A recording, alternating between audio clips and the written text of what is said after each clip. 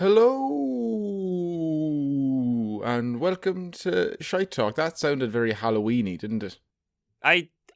Yeah, but you almost got the name right this time. You were so close. I was going to comment on the ghostly intro, but I figured I'll let it go because I want to see if you can get the name correct this time. And then you give up halfway through. Yeah, I tend to do that though. That's why I'm surprised that this podcast has gotten as successful as it has. Now the people listening to this podcast won't know the name of the podcast. But we've been not that we've been putting this off, but we fucked it up the last couple of weeks due to our schedules and timings with the intros. But we've got basically 3 weeks of shout-outs to rattle through, so let's just jump into it. We got a donation from Colin who said, "Now I'm not saying my fake Irish accent is good, but good lord, you two have horrible American accents." What are you talking about, Colin? Hey, coming over here. We're talking. Busting balls. The talky talk police. I can do sometimes in work when I'm typing really fast, instead of saying instead of typing YEAH, I'll type YEHA. Yeah, and it like a cowboy, like an illiterate cowboy. Yeah, so then for the rest of the day, I'll just read all of my messages like, hee-haw! We got ourselves a problem with the Excel spreadsheets. Woohoo! We should have stuck with the New York accent because we also had. I want to show that I have range, though. We can do all the accents. But you don't. That was the Chicago mayor. You don't have range. I do. You don't. I'm Serpico. We had Brian P from Long Island. Yeah. He gave us a shout. Oh, and a man called Cahill said, "I will give more money if Jason stops saying Shafter at the end of each episode." Now, well, I assume he meant if you stop saying it at the end and start saying it in the beginning. I'm gonna say it beginning, middle, end. Yeah, because he's paying anyway. So, and to be honest, I was kind of endearing that he stays to the end of every episode. Actually, yeah, thanks, Cahill. Yeah, that's good. It's a very backhanded compliment. Then we also had a Devin O'Shea and a Timothy McGrath. He asked us, are we claiming Marconi for the Irish people or throwing him out to the wolves? I'd say both. I think it's safe to say that we, as a nation, even though we didn't educate Marconi in any fashion, I'd say we as a nation did single-handedly invent the radio, but also had absolutely zero ties to fascism. I could go. I think that's what we settled on. I could go along with that. I think that's in the minutes. Another backhanded compliment here. I don't like this one. Kieran2190, that's his handle. Said he loves the podcast. He thinks it's great. A grand listen when falling asleep. Don't be listening to me when you're falling asleep. You're meant to listen to us when you're doing the dishes, cooking, going on walks. Pay attention to what we're saying. We don't just have nice voices. We have good content too. I use it to fall asleep. I do as well, actually, to be fair. Yeah. Very soothing voices. Yeah, I was going to say it's like Rohypnol, but something more legal than that. Irish comedians, or just Irish media members in general. Which actually, I don't know, I was going to bring this up at some point, but now it seems as good a time as any. So 2 weeks ago, you were making fun of Graham Linehan, and then the day after that episode went out, I sent you a screenshot of Linehan, like, he'd dyed his hair and dolled up his face in makeup so that he could set up a profile on I think it was a lesbians only dating app in order to, I don't know, troll society. But I'm pretty sure his wife has left him, which means he's just sitting in his house by himself, doing up his eyeshadow, getting his hair all done up so that he can post photos of himself on an app that, like, no one's going to bat an eyelid that he's on or care about, and then he sticks it up for his followers to be like, look at what a legend I am. Well, he's fighting the war, that's how he is. And then the week afterwards, you mentioned that Owen McDermott, how much you disliked him. Mm-hmm. And the day that we released that, I mean, nothing's been substantiated yet, but he was unceremoniously stepped down from a lot of shows in RT. So what I'm saying, Jason, and my question to you is, why do you hate men? Because it's International Women's Month, Kevin. Every week on this podcast for this month, I'm going to have a man's career ruined. I'm taking down Irish media men, and I don't give a fuck. Dahi O'Shea, watch it. Oh, yeah, I'm coming for you. Big swing.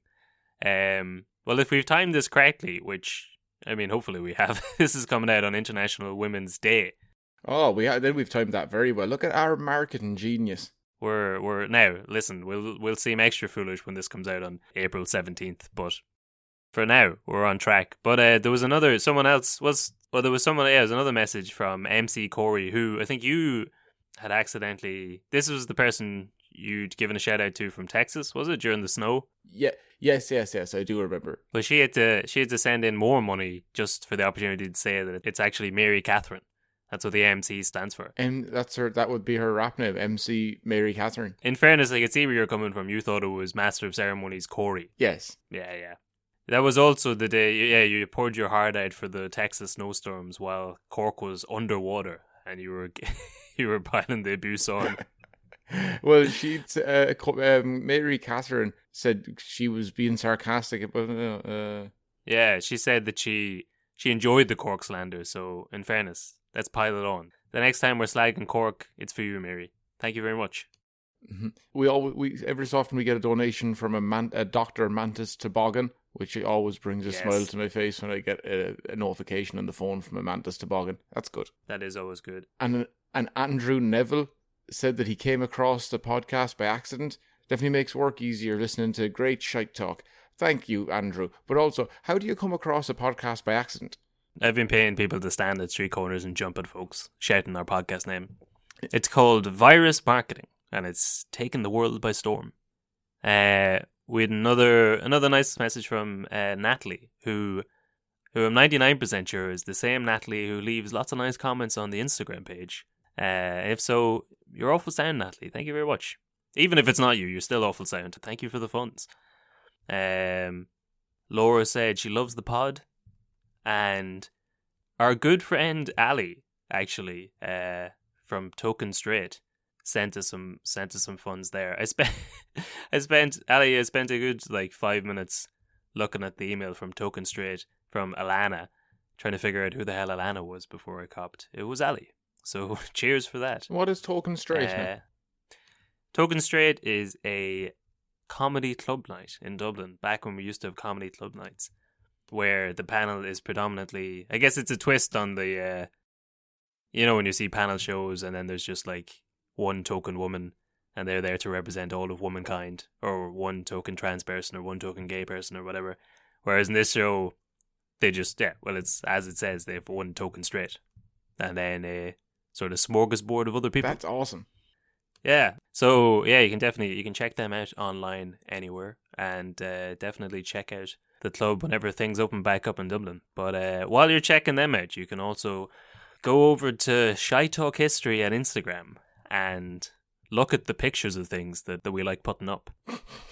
It's like listening to this episode, but also in visual form. It's mad. And then you can also, when you go to that Instagram, you can see the link for our Buy Me a Coffee page where you can support us and have your name then read out on the podcast and get a little shout out.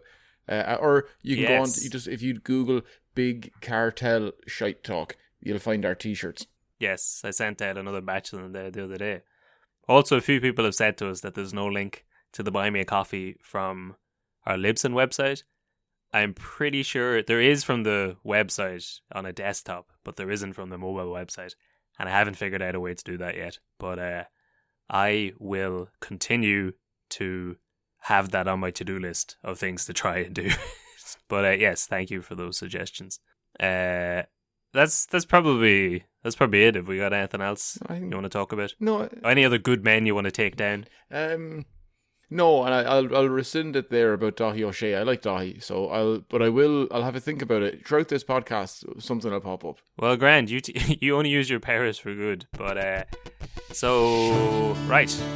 If that's everything, then here is this week's episode: the story of Eileen Flynn. Gather around now, you're in for a story. Old tales of lore, all in search of a glory. The history and mystery of lads, lasses and all. Discoveries and voyages, the rise and the fall. Follow me now as we go back in time. We trace the steps of Irish lineage to find. Joseph from Carlisle and Kevin the Dog guide you through the ways of Shite. So, for this week's episode, I'm gonna try and I kind of want you to guess what year it happened in. So I'm going to try and leave out some dates while I set up what the story's about, and I'll ask you when you think it happened. I like this. Yeah. Interactive. Is that because you've noticed me, like I'm tired, and you've noticed my concentration waning? No, because I've been telling a few people about this story in the last 2 weeks, and I just think it's funny. To see people like try and guess when it happened, because it's a pretty crazy story. But okay, so in some year that will be revealed later on, Eileen Flynn was born and raised in County Laois as a Roman Catholic. She went to University College Galway, where she graduated as a teacher. It's very difficult for me now, I'll tell you already, to not just instantly shout years. Yeah, well, I don't think you have enough information to guess the year accurately just yet. When were women allowed into GCC? Sometime in the late 70s, probably. Well, it's got to be what? This has to be after 2007, yeah, 8? after that whole scandal. After college, she got a job in a school in New Ross in Wexford, and after a while, she got a permanent position teaching Irish and history at the Holy Faith Convent, which was an all-girls secondary school in New Ross that was run by the Sisters of the Holy Faith. One day, when she was coming home from school, she saw a local girl called Rebecca Roach, who had tripped and fallen on a road that was under construction. Eileen helped her up and brought her back to her dad's pub, Roach's of New Ross. It was there that Eileen met the publican and owner, Richie Roach. That's the Irish Richie Rich? Richie was considered something of a wild man by the locals. He had 3 young kids and his wife had recently left him. Although, because divorce was illegal in Ireland at the time, they were still married in the eyes of the church. At some point after meeting him, Eileen fell for Richie, and they started to date each other. Obviously now, like in a small town like New Ross, people kept to themselves. You know how it is in rural Ireland, Jason. Yeah, that's your business. If your business is your business, and my business is my business. And like something like the news of a teacher dating a married man, that was considered no one's business but your own. It'd be untoward. It'd be untoward, Kevin, to bring that. It'd be gauche to bring it up. Yeah, gaudy. Yeah, something like that would just like die on the vine. So they hold a town hall meeting. Yeah, so they sharpen their pitchforks, out come the flames. As one man put it, and I don't know if you heard this phrase before, but I really like it. As he put it, in the eyes of the Valley of the Squinting Windows, she'd fallen for the wrong man. In the Valley of the Squinting Windows? Yeah. Never heard that. No. What? I never heard that before. It's just like, I guess, the image of loads of elder ones peering out their windows, squinting. You know, the gossip travels fast in the Valley of the Squinting Windows. Apparently, it was. I think it might be worth an episode of itself, but it was a book from 1918 about small town Ireland, and the author was from Delvin in Westmeath, and he set it in a fictional town, and it was about like, you know, small town pettiness and stuff like that. But the people of Delvin figured out quickly enough that he was talking about them, and were annoyed that he'd written a book about how petty and like snipey they were. So they boycotted his father's school and held a public book burning of the thing. You never hear that, a boycott of a school. We're going on strike. We're not going to learn. I don't know where they went. His dad was this principal of the school, and it said they boycotted them. We're going to stand out in the hallways and just hear it from there. Like people peering over the fence at a GA match and not paying for tickets. Well, they just take up trades. It'd be the only boycott ever where people's work wasn't affected. Well, yes, Scab, don't be crossing that line. Learning how to cross your T's, dot your I's. There's no I in team. No I in team. How'd you find out that knowledge, you scab worker? But yeah, so you said tradesman there. I'd written this bit about. So yeah, obviously small town Ireland, everyone knew everyone's business, but there was extra pressure put on the so-called pillars of the community. Have you ever seen, I don't know how much official documents it's on, but I know on like the passport document, do you ever see when you're filling out your passport, you have to get it witnessed by either a guard or like a member of the community? Do you ever see this on like official documents? You have to go to the guards to get something signed usually at some point, right? But there's like, you can get it done by the guards, or you can get it done by like, it says like a member of the community, and it gives a list of occupations. And this is still priest is definitely on it. Yes, I'll give you the list now. This is still the case today, and it's such a outdated list. But anyway, so here's the list. I think in order of preferability. So it's to witness a passport signature, you should be one of the following: a member of An Garda Síochána, obviously, school principal, vice principal, teacher, school secretary, preschool manager, Montessori teacher. So basically anyone involved in the school. Next up, member of the clergy. Then medical doctor, lawyer, bank manager or assistant bank manager, or credit union manager or assistant credit union manager. Elected public representative, notary public, or peace commissioner, accountant, dentist, vet, nurse, physiotherapist, speech therapist, lecturer, pharmacist, or a chartered engineer. So, no love for the podcasters. No love for the podcasters. As an IT worker and as a film editor, neither of us would be included in there. But you can get it signed by any politician, priest, lawyer, or bank manager. Look, sure, it's made up for the 1%. I don't even know what would you classify it. They're all like occupation. They're all careers, I suppose. And for some reason, if you're blue collar, no, white collar. White, is that what it is? Yeah, I don't know. But like, so even in fairness, like banker, you can't just work in a bank. You have to be the manager of the bank. But when it comes to schools, you can be like anyone. There's going to be soon enough to be no one working in banks, Kev. That's the problem. Yeah. It's all machines. That's the way they want it. You can only get your passport signed by an ATM. But so news spread of their new relationship. Shortly afterwards, the headmistress of the school where Eileen was working, Sister Pauline Leonard, she called Eileen in for a series of meetings where she questioned Eileen about her conduct in and out of the school. She acknowledged that while Eileen was a good teacher and that her students were doing well in exams and such, she'd received several complaints from parents about her relationship. I saw some of the letters coming in. One of the mothers had written, "I was worried. I found my children talking about things they should not be talking about at that age." These are all teenagers.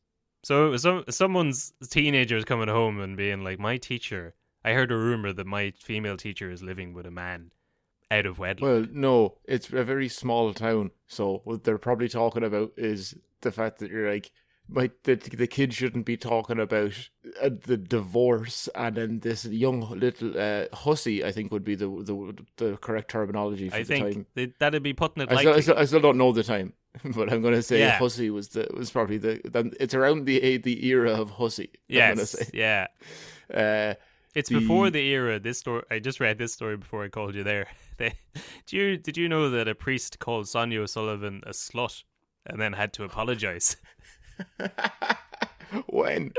In the 90s. I think that was truly a signal of the loss of power. He was I didn't read into the story, but I just saw it there earlier that it was 1999. Father Seamus Duffy of County Leitrim went on a rant. The 72-year-old parish priest went on a rant where he called Sonia O'Sullivan a common slut because she had a child at a wedlock, I think. Oh, right. That's not a problem. Yeah. That's like that's the last big haymaker that they have. They're in the 10th round. They're about to get knocked out. They just have one last final shot to throw, and it's Sonia O'Sullivan's a slut. Okay, you sit down now, Catholic Church. I think it was just a case of a 72-year-old man having a bit of a he thought it was the 50s again. He was just up there being like, "There's a woman out there running around in short shorts." He just forgot where he was. But I can't find his full quote, but he called her a common slut. I think that's what makes it funnier, just because as opposed to an upper class slut, I guess that would be fine. Yeah, that's his cutoff point. So maybe it was hussy, maybe it was slut. I don't know what the term of the time. But so a few of the letters were like this, and they're basically like, "My kids are asking me difficult questions about divorce, and I don't like it. They shouldn't even know about divorce, frankly." Well, it wasn't a thing in the country, so that's but like it was still a concept. They could have just told them, "We don't think divorce is right," but instead they're like, "I don't even want to have to think about talking to my children about morals. Just it doesn't exist. Yeah, I don't want to. My 15-year-old child is asking me about where babies come from, and frankly, I think it's disgusting. My husband passed out the other day. So the nun straight up asked Eileen about Richie Roach, asked her about the rumours, and whatever Eileen's answer was, it wasn't satisfactory. I think Eileen refused to answer fully. So the nun said they'd be keeping a close eye on her from now on. She said, "Come on, Eileen." You know what I mean. Do you know the words to that song?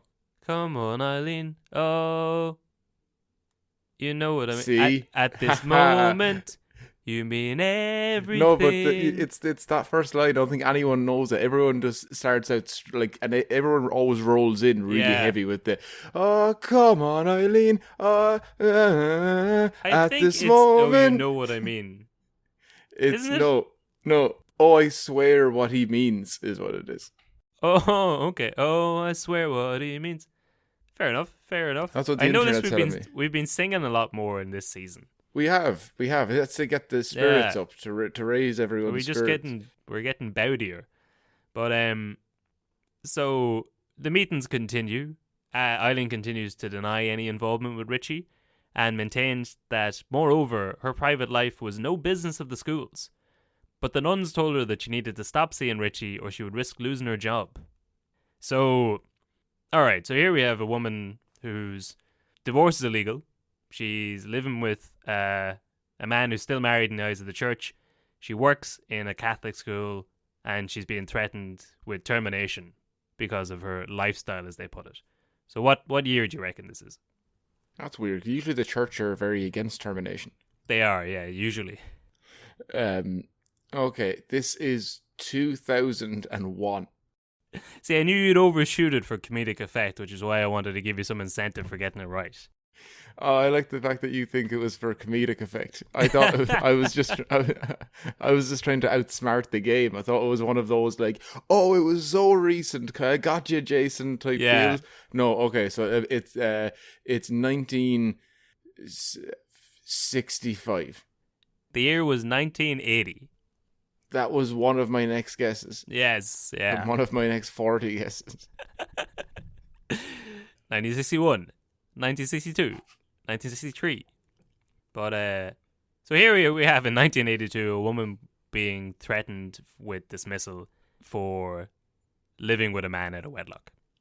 It doesn't seem that crazy. I know what Ireland was like back then, and so if you say that sentence again, as you're saying it, all of these things just tick off, going off the list of one. Oh yeah, I could see.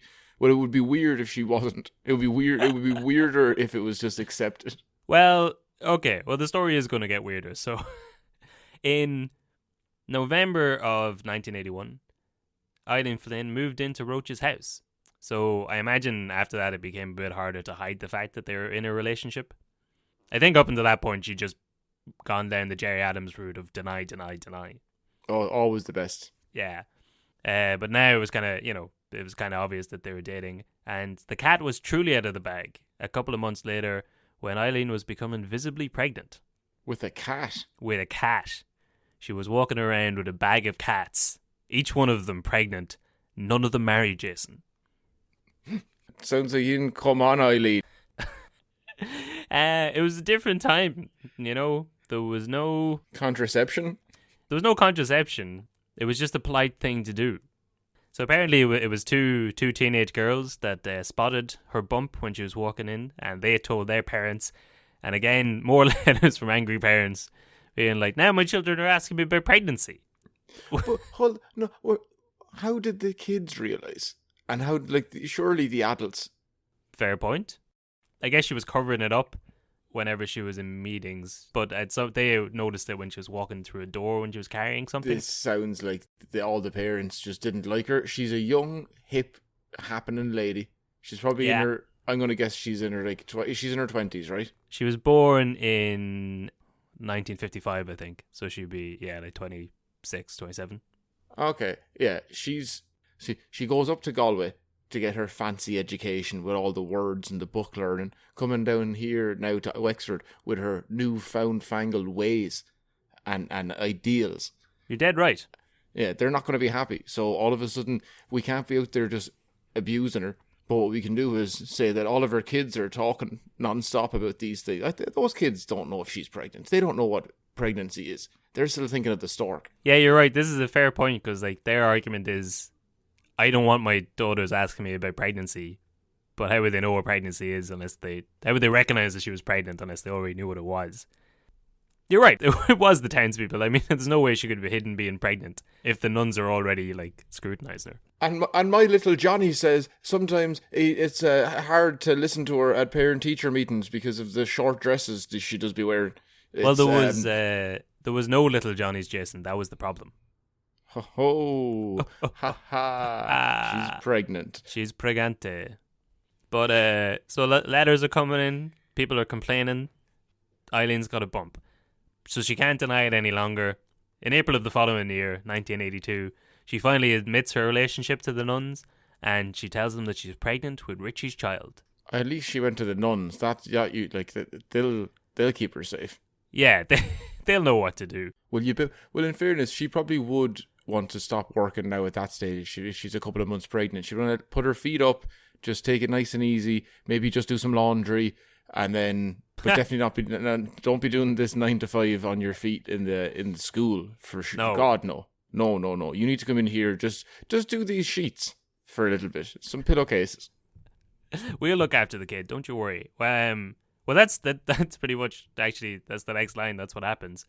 Sister Anna Power, the school manager, comes down from the HQ in Dublin. She's the manager of the whole school system, I guess. The higher power. They call on the powers that be, Sister Mariana.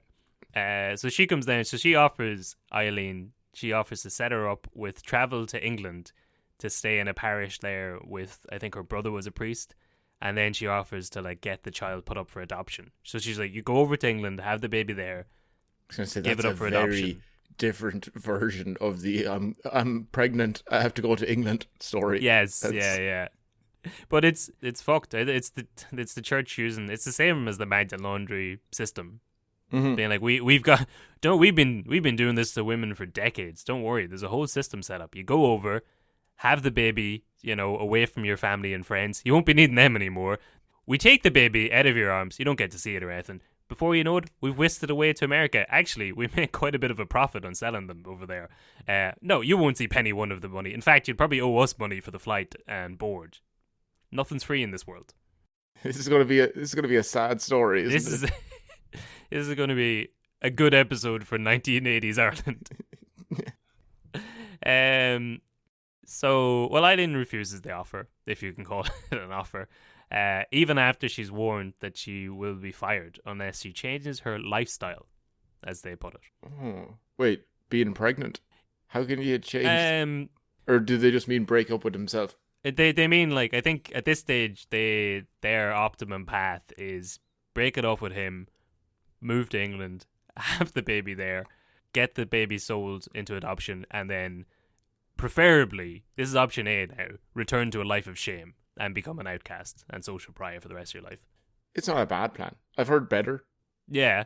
It's just like a boilerplate. It's like, everyone gets offered the same deal. So they start keeping strict tabs on her attendance, which, I mean, I guess they would have been doing anyway. But I'd seen like a list of notes that Sister Pauline was keeping, and she noted that, so the notes went like, June 2nd, Eileen Flynn was absent from school this morning. No excuse given. June 3rd. I questioned Miss Flynn re-absences yesterday. She said she didn't think to tell me that she was sick. Her son, Richard Heathcliff, was born on the 8th of June in 1982.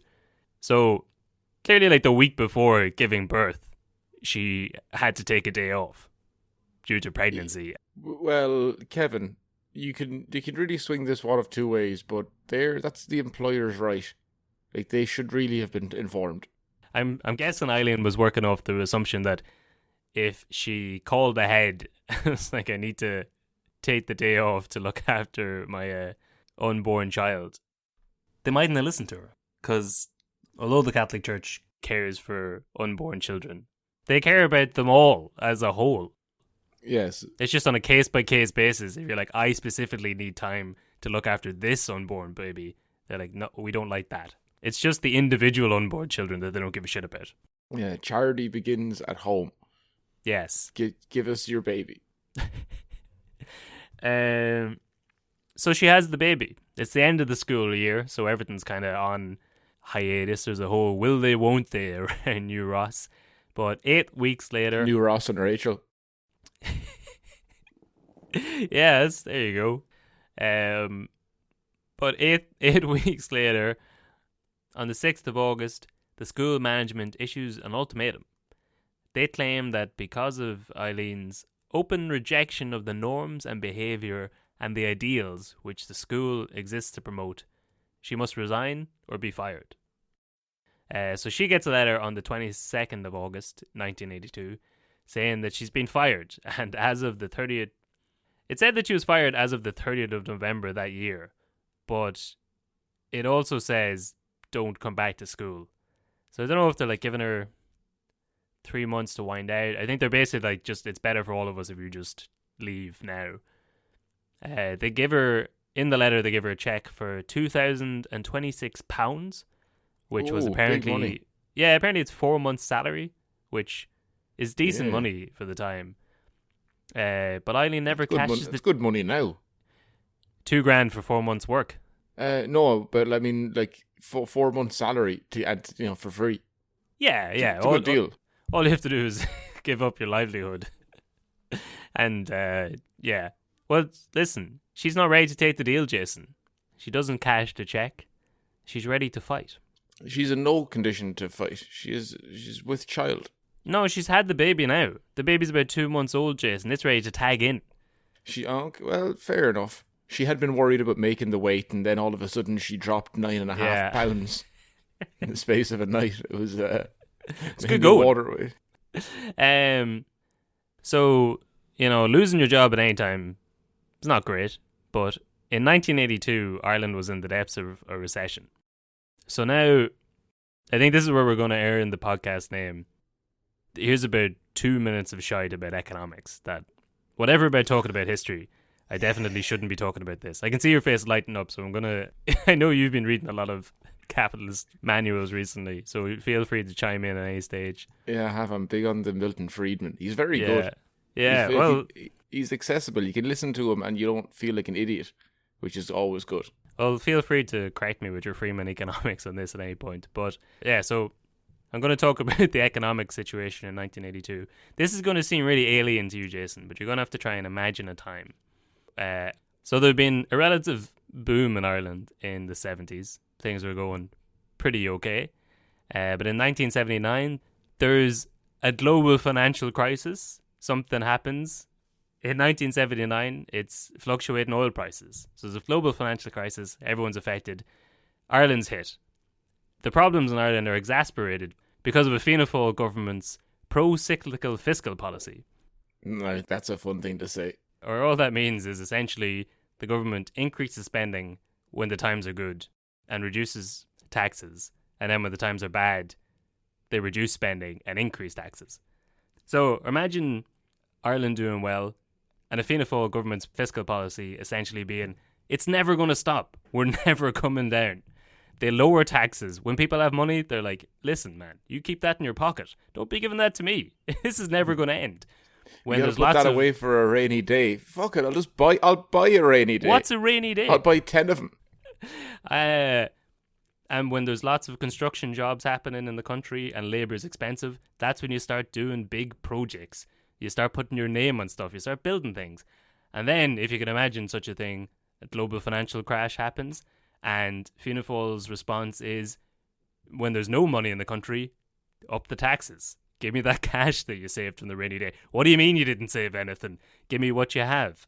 And instead of borrowing money and using it to like build roads and put on construction projects to give people employment when you can do it at a reasonable rate, they say, there's no jobs. You're fucked. Sounds like a tough... Well, Kevin, I'll be honest now. Are you doing this? Are you being you're using a certain amount of levity. I am. There's parallels. Because what you're doing is describing Ireland now, and Ireland of the last recession, and of Ireland of the recession before. Like, every decade gets at least one. Yeah, it's wild how similar they are, though. But and well, for the next one, by the end of 2021, that's my shout. I'm getting in an early, kind of like McWilliams did with the 2008 recession, because he was calling for it from like 2004, like any year now, and everyone just kept laughing at him. And it's like, look, another year where I'm buying an Audi and driving it for 2 minutes and then just sell it. And Bertie Ahern told him to go kill himself and stop being such a miserable bastard. Actually, wouldn't surprise me if he did say that. He did. Didn't he say, what was his code? He was like, I don't understand these people. Hang on. Yeah, so his exact quote was, I don't know how people engaged in talking down the economy don't commit suicide. Jesus. What? Well, like, Jason, he was being a bummer. Why couldn't he just get along? Everyone was having a good time. And here comes McWilliams saying, if you keep giving money to people who can't afford to pay back mortgages to buy houses that they aren't going to live in, it's going to collapse. Well, now, in fairness, did McWilliams ever think about not doing that? No. That's a fair point. So there's two sides to every coin. I think this is a story, an anecdote he tells in one of his early podcasts, but after that Bertie Ahern thing, he said he was talking to his mother, and his mum was like, oh, I heard they're talking about you up there in the Dáil. And he was like, well, it's not very favourable stuff, you know. He's not talking about me very nicely. And she was like, well, still, they're not talking about Mrs. Finian's son up there, are they? I was trying to explain the concept of the Late Late Show. And you can try. Actually, you try and do it there now. Have we done that in the podcast before? Maybe.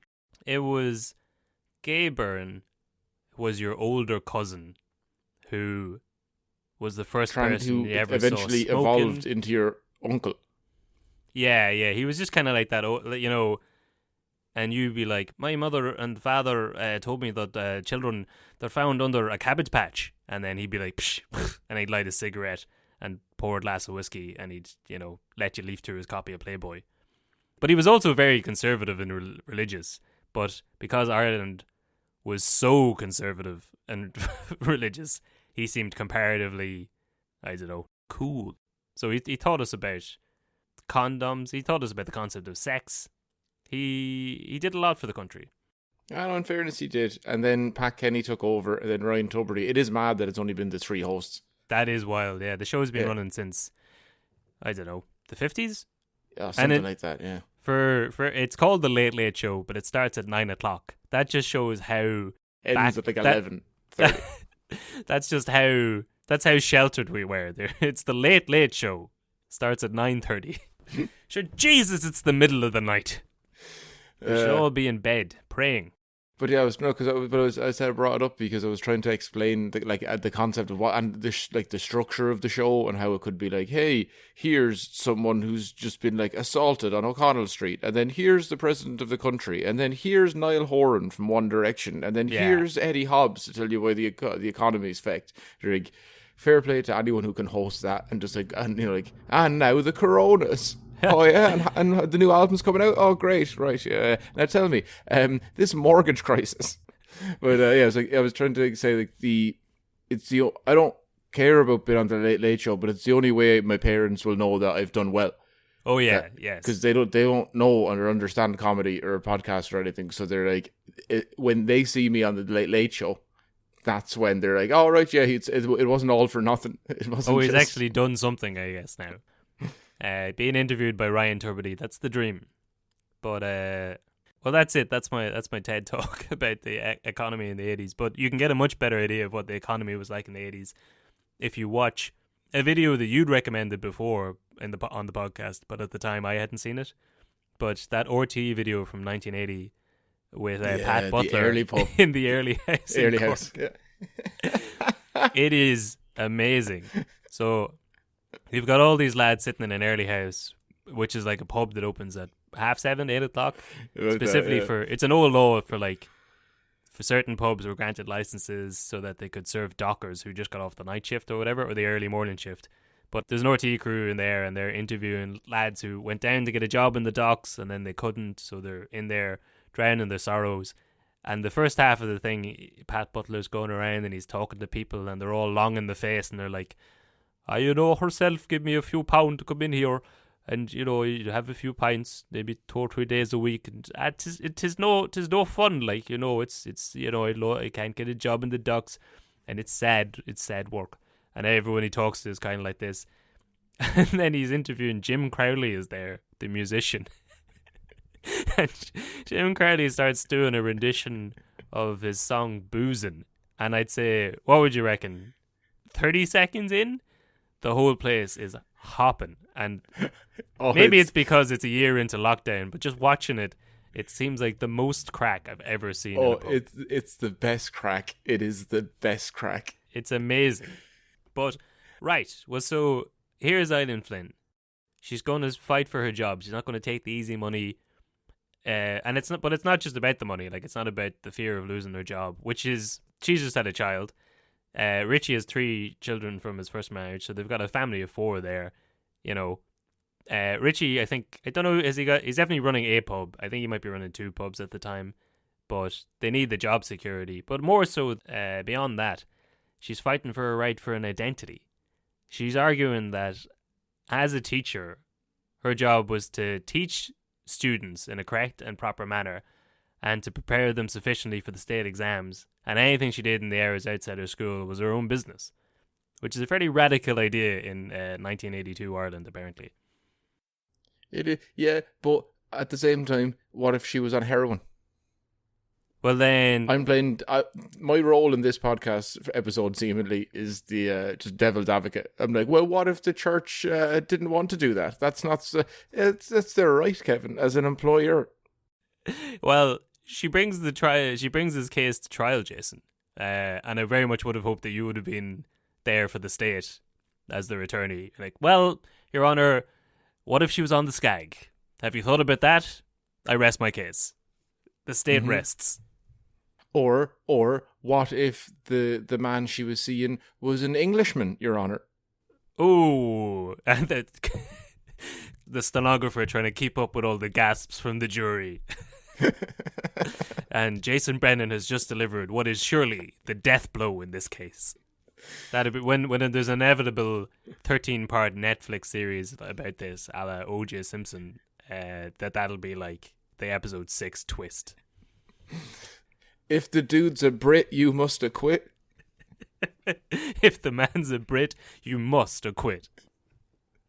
So Eileen, she brings her case of unfair dismissal to the Employment Appeals Tribunal. The nuns told the tribunal that they had acted in response to complaints from parents about Eileen's lifestyle, and that they were a Catholic school who instilled the Catholic ethos in their students, and that living with a partner out of wedlock, divorce, and having children out of wedlock were all against the teachings of the church. Eileen rebutted, firstly with letters from parents commending her good work, who saying that she was doing a fine job with the students, and she also argued that there had been no specific mention of Catholic ethos when she first interviewed for the job.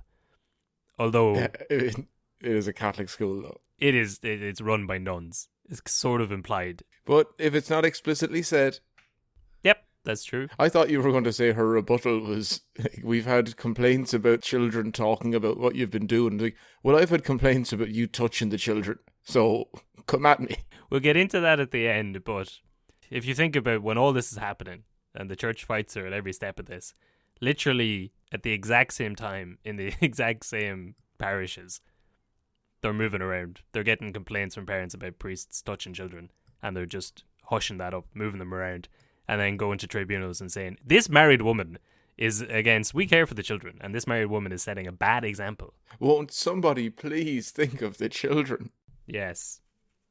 So the chairman of the tribunal sides with Eileen Flynn, but the 2 lay members of the court, one who represented the unions and one who represented the employers, they both side with the nuns, so Eileen loses the case. She wasn't a member of a teachers' union at the time, which he said Eileen, yeah, towards the nuns. It was very dramatic. It was a 10 out of 10 execution. but she wasn't a member of a teachers' union, which may have been a factor in the union vote. I don't know. So that's step one in her first protocol. She goes to a employee tribunal court. They say they had every right to fire you. Eileen then appeals the tribunal's decision in the Dublin Circuit Court in 1984. A fund had been set up to help raise money to pay for the case. People were like chipping in money to pay for her legal costs, but Bank of Ireland refused to handle the transactions. Why? Which is because they had closed 130 of their locations. Is that what it was, Kevin? And then they sent Eileen a letter saying, Eileen, you'll be delighted to know that for your own security, we're refusing to handle this transaction. And they had little like confetti balloons and stuff. Like they recently sent me a letter being like, you'll be delighted to know that, you know, all those pesky fees that we charge you here and there to take money out of the ATM, to send money to Saigon after midnight, to do 700 pension transactions in the space of 4 minutes. Well, we're not going to charge you for that anymore. We're just going to charge you a big old flat fee for services that you never use. Despite the fact that we've been charging you about €15 a year to keep your money, it's now going to be €80 a year. Isn't that great? That I got that letter as well. My ma got it like back home in Carlo, and she called me up and she was like, "Oh yeah, the bank are going to start charging you more fees now." So I cancelled my bank account. Yeah. I was like, "You're dead right." Yeah, I was like, "No, I'm not doing that. Not if I'm not in the country. I'm not giving you like 80 quid. Yeah. Feck off." But so they're up in the Dublin District Courts. Presiding Judge Noel Ryan, he ruled in favour of the nuns. He said that the nuns had approached the matter fairly, and in some respects, the nuns were far too lenient. He went on to say, "Times are changing, and we must change with them.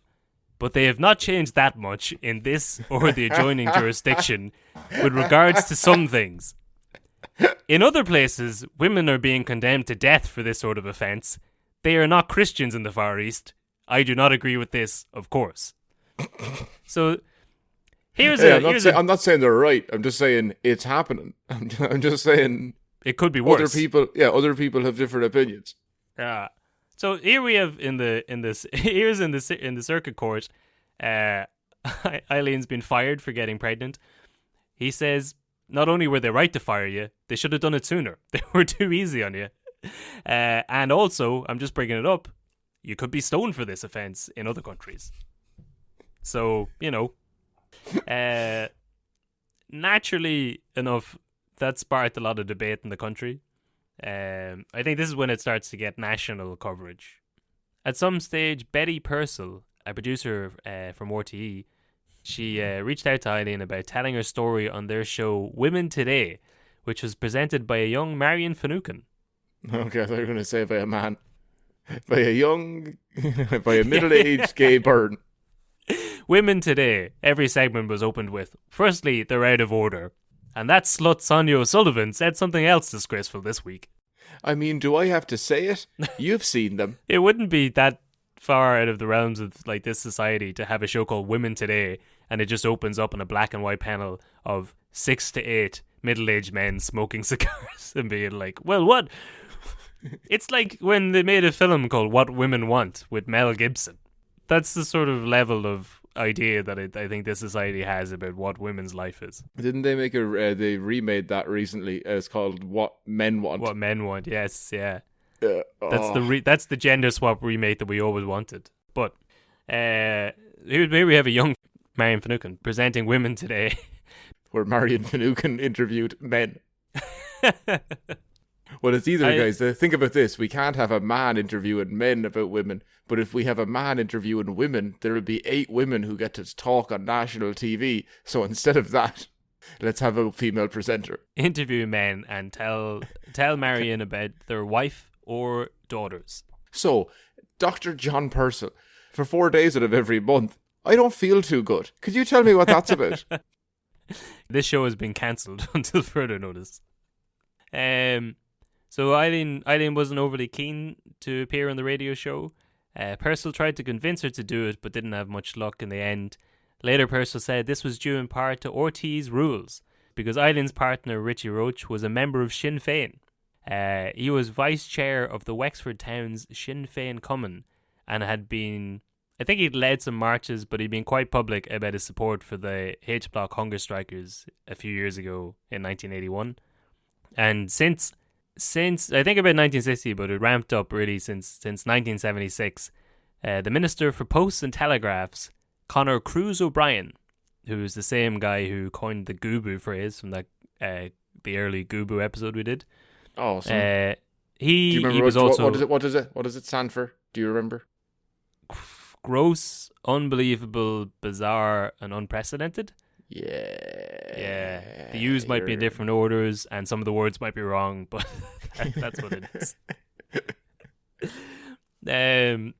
So he was also the Minister of Broadcasting. That was on his job description, and he used what was known as Section 31 of the Broadcasting Authority Act, and he made some amendments to that in 1976 to issue a blanket ban on specific organizations appearing on any RTÉ broadcast, on the news or on TV, which included Sinn Féin.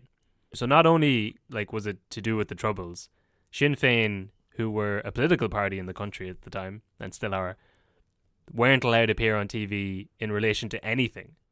In fairness, they were trying that last year as well. I mean, with Mary Lou McDonald just been let's just not invite her. Let's just not. Yeah, so they ended up getting the largest section of the vote in February's election, and up until maybe December, up until extremely close to the election, the RTÉ was holding a leaders' talk where they had the heads of the main political parties argue it out, and Mary Lou McDonald wasn't invited to that up until very close to the election, and then went on to end up getting the largest section of the vote. And then didn't get elected. But so this ban on Sinn Féin talking lasted up till 1994. So I'm sure nowadays Fianna Fáil and Fine Gael are like, well, what if, I'm not saying we could, but if we could, how can I do this? Well, if I just keep saying IRA, terrorist, and balaclava every time a member of Sinn Féin says anything, eventually we can bring this back. Yeah, that was, you can say what you want, but it was great delivery by Leo when he dropped that bomb. Yeah. Your balaclava is slipping. Yeah, because he said it and then just sat back down and started smiling, cross his fingers over his belly. It was just you see this Sinn Féin guy losing his feckin' mind. And it's just funny to see Varadkar laughing at him as the guy who's screaming, "You can't do that! Take it back! Take it back! Take it back!" And he's just ha! Terrorism. Casual terrorism.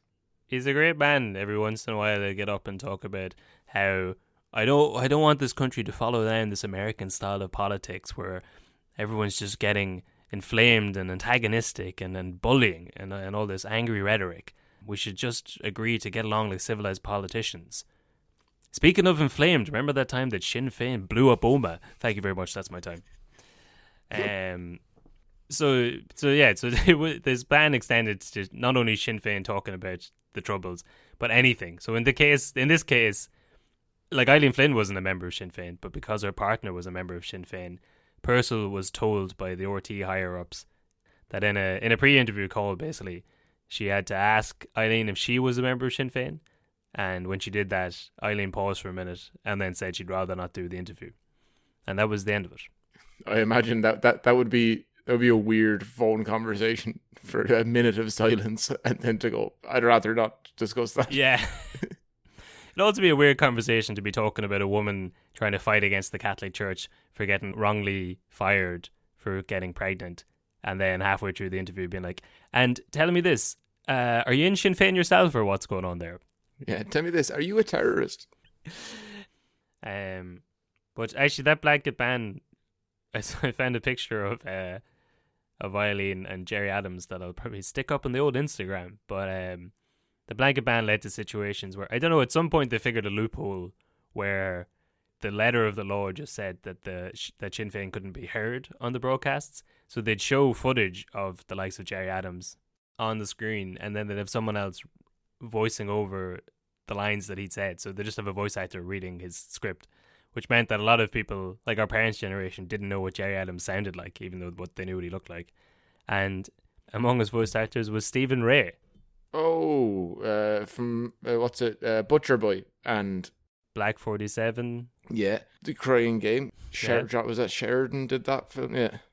I don't know if he got his start voicing Jerry Adams, but it's definitely in his. I don't know if it's on his IMDb, but it's it's definitely on his CV. They should have got Pierce Brosnan. Yeah. Have you seen The Foreigner? Yeah, that's another great photo of like Jerry Adams' face right beside Pierce Brosnan in The Foreigner, Playing Jerry Adams. where he played Adam Gerrards, a ex-IRA member turned politician. So it's 1985. It's the year after Eileen loses her case in the Dublin Circuit Court. Now she's bringing it all the way to the High Court. At the time, she was pregnant with her and Richie's second son. But although her legal counsel was like urging her to draw attention to the pregnancy as evidence of them being in a committed relationship, she refused. She said, "I didn't want to turn my pregnancy into some sort of public circus. I felt my privacy had already been invaded so much. Before the case, I'd never been in court, not even for a parking fine. And then there I was, answering questions about my sex life." Mm-hmm. Not great, but also I suppose that is like I've never been to court, so I could say the same about anything I would ever do. That you're like, I've never been to court before, and then all of a sudden I'm in court. Like that's how it works. Yeah, I suppose, and they're like, there they are asking questions about my sex life. If the case revolves In around relation pregnancy, to a case that was about pregnancy. Yeah. yeah, I mean, it's probably going to come up at some point. And when the man did the, and then you got the case has been dismissed due to embarrassment. So the case was heard by Justice Declan Costello, who was the son of previous subject of the show, John A. Costello, the Taoiseach. Ah. Yeah, so he was following his dad's lawyer footsteps. Costello was a former member of Fine Gael himself and was known for his liberal views. And on the 8th of March, International Women's Day, tie in. in the year of 1985, Justice... The year of our Lord. Well, it very much was the year of our Lord. Justice Declan Costello rules in favour of the Holy Faith Sisters, and Eileen Flynn lost her case in the High Court of Ireland, ruled that she was rightly fired for getting pregnant out of wedlock. 1985. Yep. Yeah.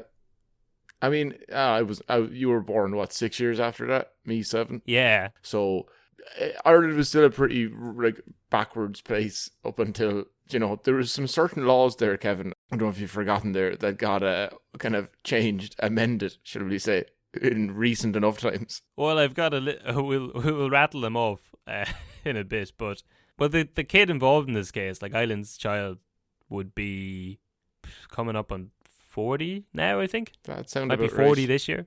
Yeah. So that's not that long ago.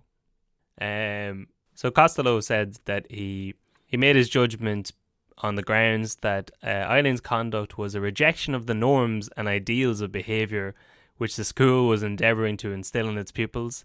He said, "I do not think that the respondents overemphasised the power of example on the lives of the pupils in the school, and they were entitled to conclude that the appellant's conduct was capable of damaging their efforts to foster in the pupils norms of behaviour and religious tenets which the school had been established to promote."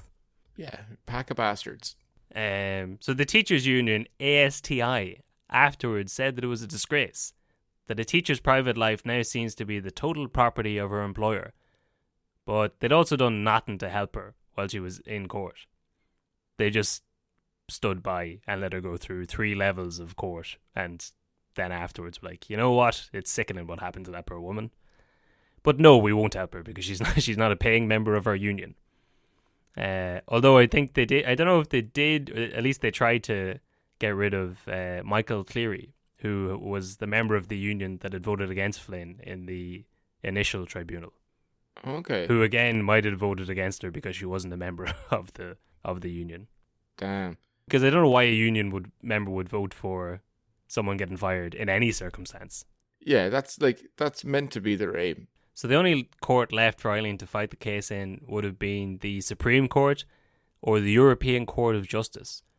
a young Mary Robinson approached Eileen about taking the case to the European Court. But at this stage, Eileen had been fighting for 4 years, all by herself, and she'd had enough. It was also an issue of like money. It would cost an awful lot of money to keep the case going, to get it into the Supreme Court or the European Court.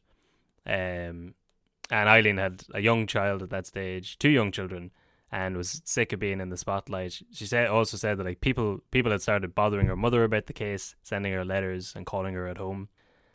Although I read in a 1999 interview that she'd wanted it to pursue it all the way, and it was the money that was the issue, but I don't know. So that's pretty much it. As what you were talking about, alluding to a minute ago, I've got a list of like other things that were happening in the 80s for a bit of context. Well, this is in the 70s, but up until 1973, when a woman married a man in Ireland, her PPS number is your sort of like your social security number in Ireland. And once a woman got married, her PPS number changed to her husband's number with the letter W at the end of it for wife. Why? That was a practice that was, the option was given up until 1999. And I read an article that estimated there's still 86,000 women in the country whose PPS number is just their husband's number with a W at the end of it. Yeah. Now, it's not great, but at the same time, if I was to tell you in future, if you were to get married, you could have the same number as your wife, but it would just say M at the end of it. You'd probably be like, well, sure, it would be easier, because then when I can't remember my number, I just turn to my wife and be like, what's your number? Yeah, you're just like, why even bother having an identity? I'll just have your identity, and then I won't need to remember mine. One less thing to worry about. In 1983, while all these court cases were going on, after a bitter referendum campaign, the 8th Amendment was brought into the Constitution, which passed by 67% in favour to 33 voting against it, making abortions unconstitutional, and that wouldn't be changed until the year 2018.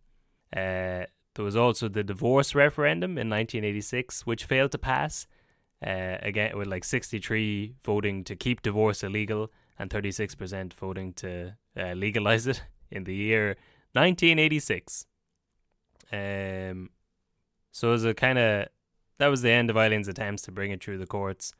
After a second child with Richie, they now had a family of 5. And with no prospects of teaching, Eileen became a manager of one of Richie's pubs in New Ross. She was interviewed again in 1997 in opposition to the proposed employment equality legislation. Because under the new legislation, which ended up being passed in 1998, it set out like a load of anti-discrimination laws. You couldn't discriminate someone on the basis of gender, religion, race, and a whole load of other stuff. But there was a subsection that said an employer can discriminate if it takes action which is reasonably necessary to prevent an employee or a prospective employee from undermining the religious ethos of the institution, which is like pretty much the same clause that got her fired, and that was written into law in 1998. Yeah, it's a weird one. I don't want. That's not a law that I would like. But also, I could. If the church doesn't want you there because you're doing things that they're like, it's against the teaching of. Yeah, like it is against the obviously, and yeah. I was like, oh, okay, yeah, fair enough. They touch kids. Now let's just park that aside for a minute. Right, let's just. If we could just put that on ice for a second. Put a pin in that for a second, okay? Now imagine a world where that's not happening. But yeah, if they're not doing that, and they're like, yeah, we're a religious institution, we believe in X, Y, Z. You're doing like ABC, and that we don't like that. Okay, we don't have to fire you. But like, yeah, but and that's... you never said explicitly that you were a church. But we're a church. I thought all the people here just like dressing up as penguins at the weekdays. No, you're right, and I flip-flopped on that a few times when I was going through the story. I was like, yeah, all right, it sucks, but they're a religious organization, and if they want to instill the religious ethos to the students, and that's what the parents want to send their kids there to get, should you be allowed work there if you're against the ethos? But then on the other hand, in the 80s, there was feck all options. So they're basically like, you can't be a teacher unless you follow the Catholic teachings. But then by 1998, you would be thinking, if you don't want to follow Catholic teachings, then don't work in a Catholic school. Yeah. Which is, or certainly, I'd say, like, it's their right. Yeah. They have the right to do that, as they should, with their personal freedom in a free country. Yeah. The only thing is, collectively as a nation, we should also banish them from the country. So that's like, that's my personal freedom would be that. That would be my choice. Well, they did fix it up a bit, so in 2015 they brought in an amendment which meant that you couldn't use that clause if you were receiving state money, which I think that's the best of both options. It means if the government's paying for your school to be run, you can't be firing people because they don't follow your outdated views on when and where you can get pregnant. But so the same year that she was interviewed for that, so in 1997, Eileen and Richie got married in a civil ceremony because Eileen was for some reason no longer a practicing Catholic. They got married in the first year that divorce was finally legalized in Ireland. Very good. Yeah, fair play to them. I also found out that divorce was legalized in the same day that Playboy was unbanned in Ireland, which had been also banned since the 80s. Do you think that that's what they just tagged it onto the bill? That's how they managed to get divorce legalized? I think there was some man from the 1980s the whole way through every bill that was trying to get passed, and he was like, and bring back Playboy. No, I think it's the other way, where they're like, okay, we're going to get Playboy, and then they're like, okay, but divorce. No, shite. Is it worth it? Is it worth it? Well, in 1995, the good people of Ireland said yes to divorce and yes to Playboy. Or do you think it's a case of like, well, we can't legalize divorce and then also not have easy access to Playboy for all of those men? It's a preemptive, like... Yeah. Okay. Well, we're going to legalize divorce. Okay, we're going to need to stock up on porn a lot. Like, we're going to need a lot of porn. I only want to get divorced for the articles. In 2002, a local CBS primary school asked Eileen Flynn if she'd like to do some substitution work. It was her first teaching job in 20 years. She kept up the sub work for a while until finally in 2006 she was taken on in the school permanently. And I've watched like some interviews where the whole thing is very heartwarming. So she's finally, after like being raked through the coals and becoming a public figure, and she's finally able to go back to her vocation 20 years later and becomes a teacher again. You rounded it all up at the end, all nice on a positive note. Well, unfortunately, in 2008, she died suddenly at the age of 53. So she just collapsed. I couldn't find what she died of, but yeah. Yeah, well, I suppose if this was, 2008, you said? Yeah. Yeah. No, she was only 53. Yeah, that's old enough. Not to just drop dead, seriously. In your 50s? Like sudden adult death syndrome isn't the thing, and people don't just die like at the age of 14. Yeah, but it's still like people can die at any age. Well, I'll try and round it out on a more positive note. In a 1999 interview, Eileen Flynn said, "At the time, it was a very frightening situation for me. Look at it this way. I had a small child and my livelihood had just been taken away from me. People were terrified that there was going to be a witch hunt, that my case would just be the first. I believed in the principle of the case, that's why I took it. And even though I lost, I don't regret taking the case. Yes, the school won, but it was a Pyrrhic victory. I didn't really expect to win, given the power of the church those days." So, fair fucking play to her. Yeah, fair play. You would have taken the 2,000 check and you would have spent it all on bottles of Lucozade and a new PlayStation 1, which wouldn't have been released for 5 or 6 years. It would have been a Sega Mega Drive. Yeah. And as you've alluded to many times in this story, in 2005, the Ferns Report was published, which was a document on the numerous sexual assault scandals, allegations, and I don't know what's the stronger form of allegations, actualities, that had happened in the Diocese of Ferns, which covers the area of Wexford, as well as like parts of Wicklow and Carlow. They had on record 100 allegations of child sexual abuse made between the 60s, made between 1962 and 2002. So in that 40-year period, there was 100 complaints from various parents about 21 different priests that were working in the diocese, many of them operating in the 80s while the church was in court for 4 years battling to get a woman fired for getting pregnant out of wedlock. They were also full on ignoring allegations of sexual abuse from parents and moving priests around for abusing children. The same children that they were given off about in the High Court. Yeah, that's... sure, look, that was the way, Kev. You know, you always want to be careful. You always look out for those guys who, you know, pretend to be very nice, and at the back of it, you know that they're the worst guys of all. Like, you know, those super leftist liberal guys. You know, they're a wolf in priest's clothing.